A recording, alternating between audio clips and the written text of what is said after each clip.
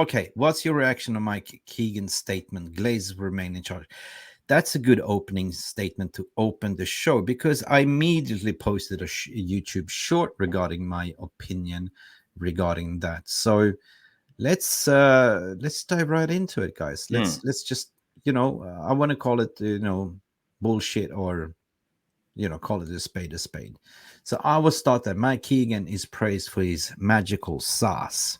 According to his video that we're not going to view, the question is, does he have the right ingredients involved in this report? When Manchester United kick off the new Premier League season against Wolves at Old Trafford on the 14th of August, the Glazers will still be in charge of Manchester United. There may be an announcement tomorrow. However, everything that I'm hearing is pointing to that not being the case. And clearly, there is an issue here. This should have been done by now. This whole process started last November, and we heard this needed to get done before the transfer window started, and now we're looking at beyond the new season. So there is clearly an issue.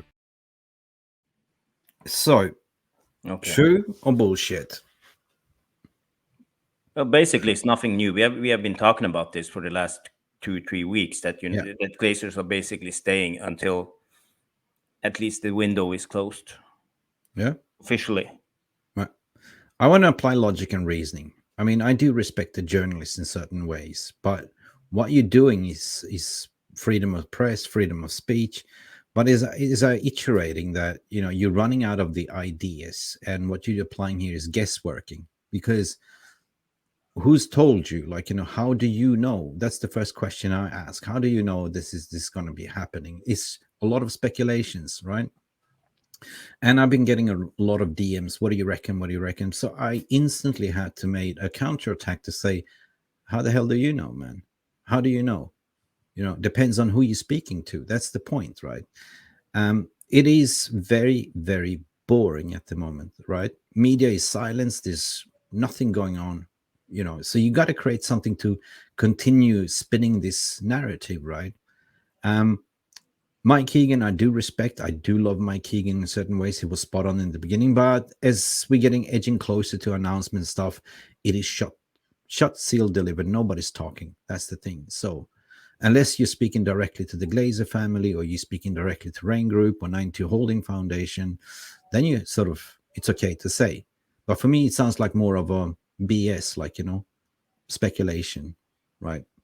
To feed on the fear that they still will be here. Now, what you see in the repercussion of this in the entire fan base is going mental regarding this news.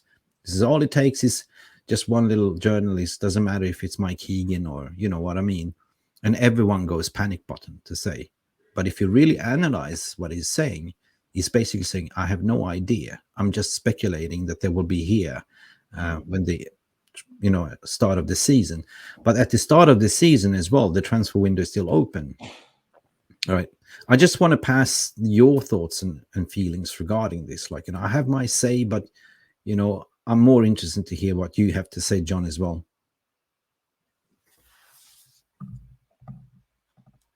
Okay, I start with Pappi then. So I think there was two major deadlines. I think the first deadline was before the transfer window opening. That's sort of because the whole thing is, we all know that the Glazers are trying to squeeze out every single penny that they possibly can. But when it's a little bit difficult to determine the actual value to the T of the club when you still have some variable assets that are not that you may have in a few weeks or may not have in a few weeks. So once the transfer window is shut, it's kind of it makes sense that the club, there's a finite value to the club that you can attribute to it and say, okay, this is how much the club costs, and then try squeezing every penny that you can. So it makes sense that the season is going to start, the transfer window will be open, and then 3 weeks later, that's when we might hear an announcement. Right. Yeah.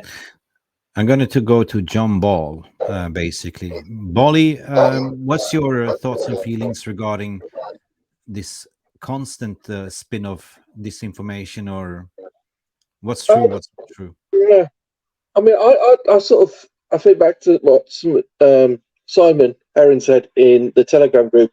And guys, if you want to, it's well worth joining the Telegram group. It will try and give each other lots and lots of comfort and support during this time.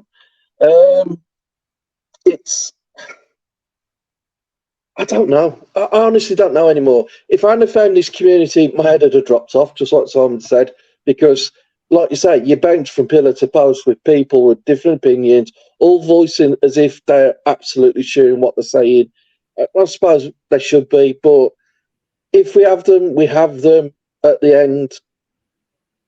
I think if they're still here by the time we're playing at Old Trafford, I think it's going to get ugly. I really do. Yeah, in the ground, you can protest 100%. I mean, I'm up for the Glazers out 100%. That's what we're here for. But I'm just tired of this narrative and who creates the deadlines, according to what Pappi was saying. I think it's media driving an agenda and narrative that sets the tone of the story, and that kind of feeds on the mental health of the global fan base, right? It's not good. As I said, the natural response of a human being is to defend themselves by panicking, right? It's defense, right? And how can you, the natural thing is what you do is you try to defend yourself by putting the inevitable that it's negative. They're never going to leave. They're never going to sign this player. They're never going to sell this player. Because at the end of the day, if that happens, you're emotionally protected, right? But I think we are too scared to believe. Like, I think that it's been 18 years of living in a broken marriage when you had somebody that's been very abusive to you. And what you do is that you leave for another man, and the same man or woman treats you the same, and we're just too afraid to embrace what's good, what's coming, So for me, I just gonna call a spade a spade. I said, I am confident we're getting new owners in. I'm confident that the new owners have already been decided, but it's just a matter of time. When is it time to announce it? Yeah, we spoke about this in the past podcast as well, to say it doesn't really matter to sort of announce it, to disrupt in the middle of the transfer negotiation season, because then all of a sudden people's going to know that you have more money to spend, and they're going to take you to the dry cleaners. You're going to end up paying like 100 million for a Hoyland, which is the main target, instead of getting him for 55. So, and even if you do clear everything, the debts and FFP, so FFP calculations are only estimated that the owners can maximum spend £50,000, 50 million pounds. So for me, it doesn't really make sense. It doesn't make sense. So would it be fair to call it? No, they haven't. Exactly what Rushmain was saying. They have not been taking dividends for quite some time now, because that was voted down back in January, if you guys remember, right? So this thing with minority investors, if you look at the finances, there's no way to run. There's no way to go for the Glazers. That's the thing. The minority investors was there already. They were invited for the bidding tender process. They open up the financial bonnet, the hood, looked at and see, hang on a second, you inherited this club from your father. You're poor business owners. You've been taking everything on credit. And why would we invest 4 or 5 billion to you, right? No chance. That died out. Then there was only 2 remaining left. And one thing that's always been the Glazeronomics is cash, liquidity, cash. Who's got loads of cash? 92 Holding Foundation. Who has been complicating the deal? Ineos, because they're not cash rich. They have to release funds. They have to have approval from certain board members. It's so simple, right? So I wouldn't believe. I mean, at the end of the day, what matters, and this is me speaking, this is my opinion though, it is up to you as an individual. What you hear, what you see, it's up to you what you want to believe, right? Just don't take what I'm saying is that you told us so. No, it's not what I said. It's what you believe. At the end of the day, what we've done here for the past 10, 11 months is to investigate everything, to look at the different manifestos, to look at the finances, speaking to a lot of people, providing an educational platform, a voice of reasoning, instead of being clickbait. But how you receive this news and how you want to apply your logic and reasoning. That is not my job or anyone's job. That is your responsibility. If you want to believe in some IT case, or you want to believe in Ben Jacobs or Romano or whoever, fine. But I believe in finance. I believe in the business side. I believe in Bloomberg. I believe in financial curves and stocks. I look at, is it possible to still run the club? No, you can't. But Mick, speaking of the stock market today, the stock went down 6 to 7%. Yeah, but that's based on the negative reporting that came out today as well. Everything is speculative. Like, if you get in a positive news that, somebody leaks out the story that the announcement will be tomorrow, all of a sudden you will see that stock market go boom. Right now, there was some negative to drive the stock price down, right? And that's the thing. So stock market, for me, it's all about speculation. It's speculative. It doesn't have any substance, like you back your currency on gold or something. That's why cryptocurrencies is speculative as well, because crypto is not backed by any commodity, real facts, right? You know what I mean? So stock market doesn't really have real facts. It's just speculations, guys. Listen, I call it, sorry. So what would we call it? BS or truth? Yes. What? A bullshit? A bullshit? A bullshit. A bullshit.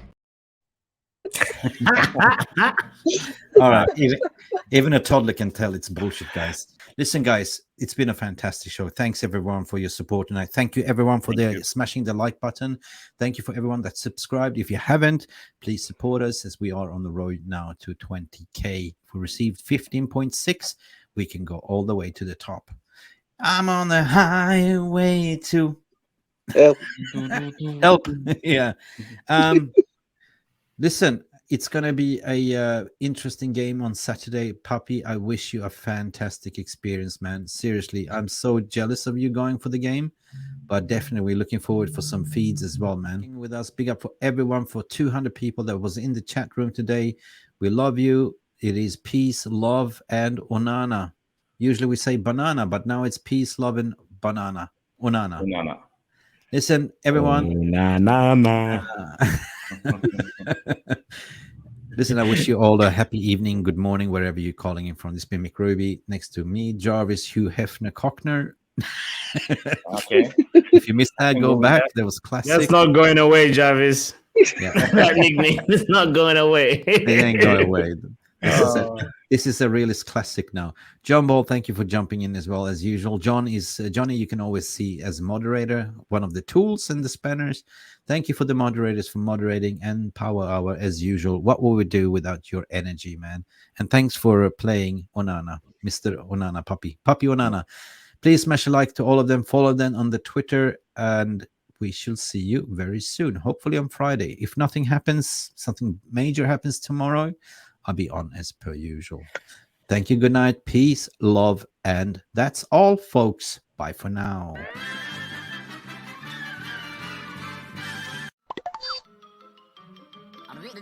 That's all, folks.